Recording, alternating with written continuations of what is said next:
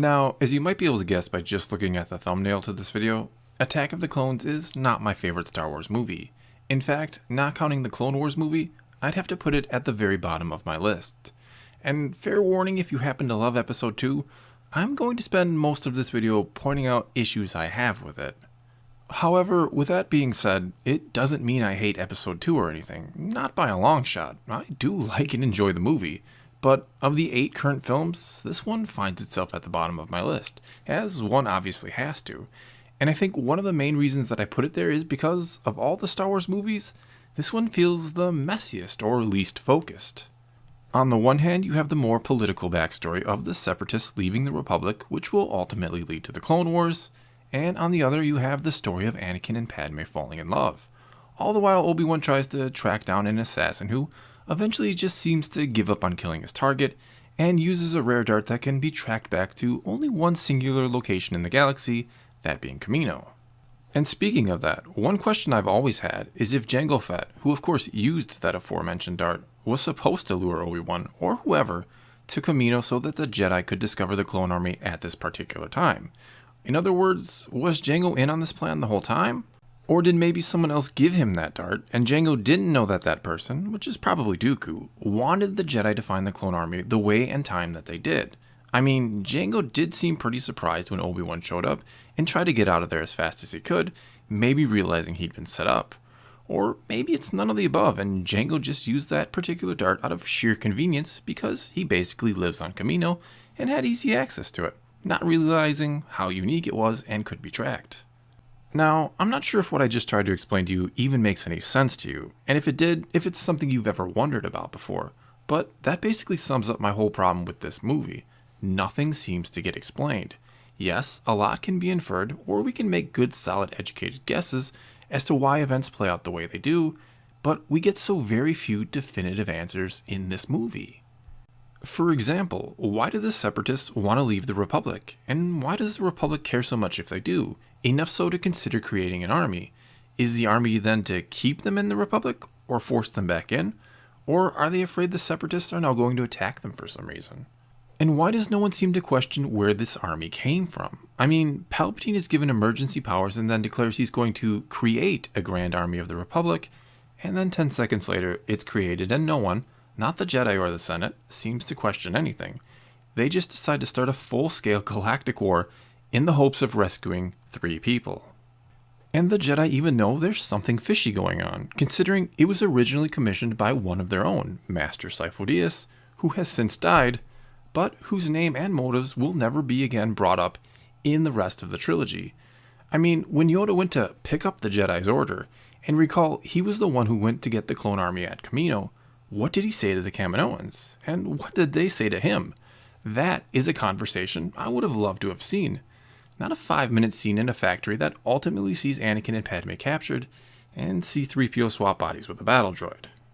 And don't get me wrong here, I'm not saying everything had to get explained, because some mystery in a movie is fine and even desirable, but really so little about what's going on and why gets any type of explanation in Episode 2. And sure, you can say the Clone Wars animated series would answer some of these questions, but that didn't help us at that time. And I'd be willing to pretty much forgive the lack of any explanations to the story in the background if the story in the forefront, which is Anakin falling in love with Padme and vice versa, had been excellent. But for me at least, and please keep in mind, all of this is just my opinion, and you're free to give your own in the comments below. One of my main problems with their relationship stems back to Episode 1 and Anakin being so much younger than Padme in that movie. I mean, I'm fine with the fact that 9-year-old Anakin had a little kid crush on the older Padme, and it's okay that 14-year-old Padme was appreciative of Anakin winning the pod race and helping them all get off of Tatooine, and it certainly does make sense that she took a big sister type liking to him, if you will. But then we move into Episode 2, which is a 10-year jump in time, and we learn that for all that time, Anakin has thought about and maintained that crush on Padme. And sure, I guess Lucas was trying to emphasize the point that these two were destined to be together, and 10 years apart not dulling Anakin's feelings for her shows that. But it all comes off feeling a bit odd to me, because I'm not sure a 9-year-old, who then goes off to endure 10 years of Jedi training, would hold on to such strong feelings for a girl he spent a couple days with at most. Personally, I think it would have made more sense had Anakin been Padme's age during episode 1, and we have a smaller 4 or 5 year time jump between episodes 1 and 2. Then they could have been shown having some interest in each other during episode 1 without it feeling, well, odd, and it wouldn't seem quite so strange that Anakin, and maybe Padme, had those feelings brought back to the surface when they now saw each other again, though neither would acknowledge those feelings right away, or even until we were a good ways into the movie. Because another thing that bothers me here is how quickly Anakin seems willing to throw away or risk his dream of becoming a Jedi to be with Padme. I mean, he's hitting on her the first second he sees her, and then continues to do so throughout the entire movie. And yes, I know some people have huge issues with some of the lines Anakin uses on Padme, and by no means are they good, but you can almost chalk that up to a 19-year-old guy trying to flirt with a girl for the first time in his life. Of course he's going to sound cheesy and go way over the top with his flattery. Now, does that mean those aren't bad lines? Well, no, but that is an excuse I like to go with. In my opinion, I think instead of basically being obsessed with Padme from the get-go, I think it would have been better had Anakin been shown taking his Jedi responsibilities very seriously at first. That he seemed like a model Padawan instead of immediately bickering with Obi-Wan and questioning his master at every turn. And then only after Anakin and Padme are sent into hiding, and after he begins to have visions of his mother in peril, do we start to see the cracks in Anakin's resolve to be a Jedi and follow the code. And then, while in hiding together, and when I say hiding, I don't mean at what amounts to a vacation at some palatial resort, but rather in actual hiding because her life is still very much in danger. It is then that he starts to show his feelings for Padme, and she for him as the two slowly start to fall in love. I just think that works better and feels more natural than Anakin throwing himself at her repeatedly till she seemingly finally just gives up, and right before she thinks she's about to die.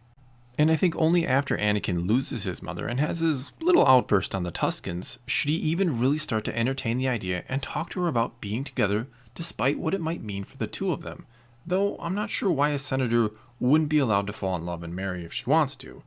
Anyway, the real drama here could have been Anakin's internal struggle about why he even wants to be a Jedi. Is it to protect and help everyone, or only those he cares about?